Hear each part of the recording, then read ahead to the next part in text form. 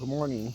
We have a Acura, which is picked up today, a 3.2 TL.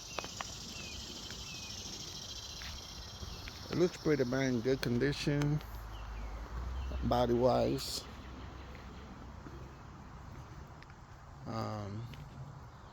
When I picked it up, the owner said that we have a couple of things that the radio didn't work, but when it started, I noticed we have a engine light on.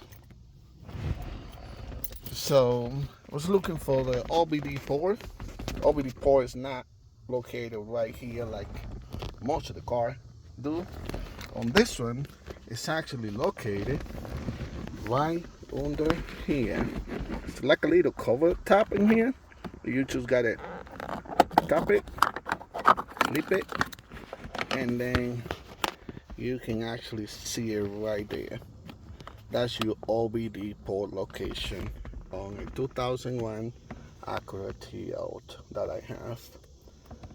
So I do have to replace a knock sensor.